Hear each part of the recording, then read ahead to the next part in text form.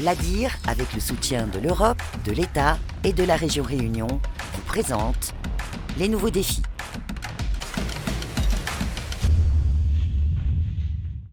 L'économie circulaire est en plein développement dans les entreprises. Vous allez le voir, elles redoublent de créativité et d'innovation afin de revaloriser soit leurs déchets de production, soit nos propres déchets. Et vous allez voir dans cette entreprise Self Signal Océan Indien comment on peut créer du mobilier urbain à partir de mobilier usagé ou endommagé. C'est encore un pas de plus vers l'économie circulaire sur notre île. S'appuyer sur le vieux pour fabriquer du neuf, c'est la philosophie de cette entreprise réunionnaise. Ce poteau d'arrêt de bus est en fin de vie. Eric s'attelle à le démonter pièce par pièce.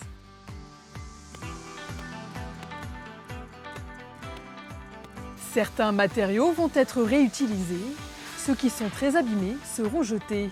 Il faut démonter le central pour enlever, c'est tordu, on ne peut pas récupérer. Ça, on peut récupérer. La structure aussi, on peut récupérer. Et par contre, là, c'est plus bon. Sur ce poteau d'arrêt de bus, 75% des matériaux vont être récupérés. Pour le reste, il faudra fabriquer de nouveaux éléments, comme ce vitrage en polycarbonate. Oui, Eric. Il faudra relancer notre feuille. Apparemment, c'est rayé. On ne peut plus récupérer. D'accord. Donc, si tu peux refaire un autre, ce sera bien.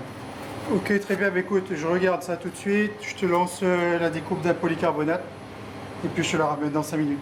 Ok, merci. Ok. Chez nous, l'économie circulaire il se concrétise à travers le recyclage. Donc nous récupérons des mobiliers urbains de nos clients qui sont en mauvais état.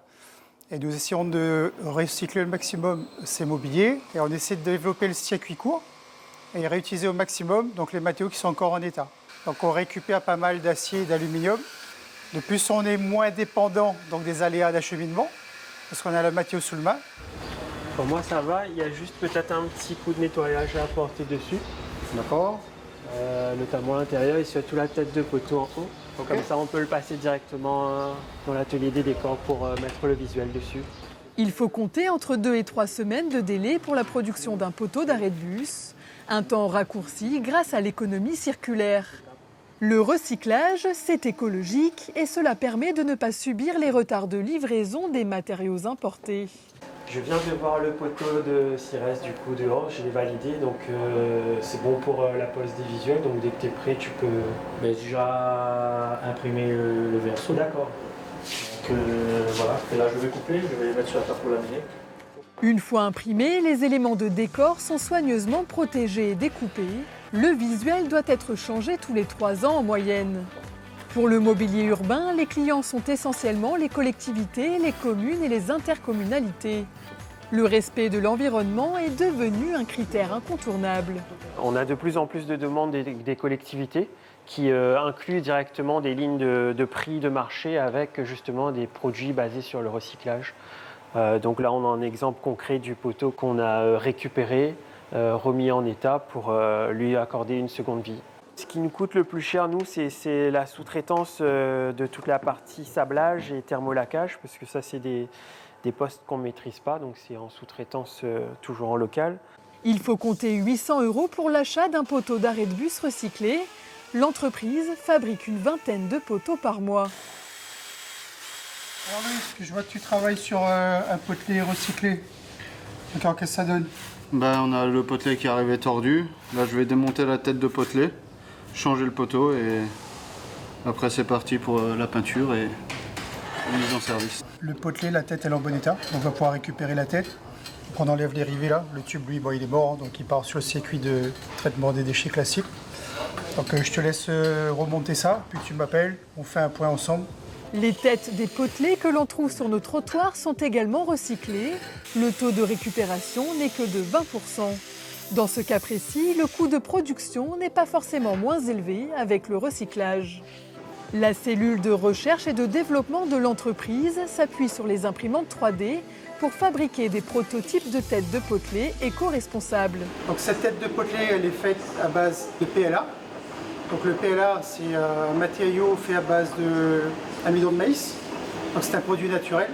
Donc l'empreinte carbone il est franchement plus intéressant sur ce produit qui est écologique et biodégradable à mettre en regard de ce produit qui viendrait de l'extraction de minerais et d'acierie. C'est beaucoup plus léger, là entre les deux il y a à peu près 1 kg d'écart sur la tête de potelet. Il faut compter entre 7 et 8 heures d'impression pour une tête de potelet. Pour pouvoir innover, il faut investir. Les équipements ont coûté 600 000 € à la PME. L'investissement en recherche et développement, ça constitue à peu près 20% de notre activité, que ce soit de l'investissement matériel, mais de l'investissement humain aussi. On a embauché récemment une personne qui est dédiée aussi à ces développements-là. Ça représente donc plusieurs centaines de milliers d'euros. Les fonds européens permettent de financer l'innovation et le développement industriel. Un coup de pouce au démarrage qui permet à la PME d'investir sur la recherche. Un pari sur l'avenir qui permettra une rentabilité financière sur le long terme, tout en préservant l'environnement.